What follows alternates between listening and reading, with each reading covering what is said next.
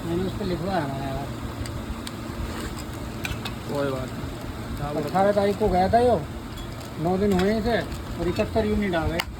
और दूसरा पंखा भी रात में चलाया ना तो एक ही चल गया। बताओ वो कह रही है कि हो गया, हम तो 2000 रुपये तो यूनिट उसके दे देंगे लाइट की। मैंने उनकी लगा तो दिया दूसरा। और बताओ क्या कर सकता हूँ, इसे चला के देखो। अब भी ऐसे करेगा तो भैया बिल इतना है और बढ़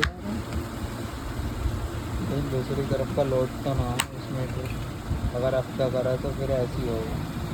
योग तो ना है। सेल तो 10 सेकंड में आ रहा है वैसे। एक बार 10 सेकंड में तो ठीक आ रहा है वैसे। चलो क्या पता ये ना देखा कभी, इलेक्ट्रिशियन हो तुम।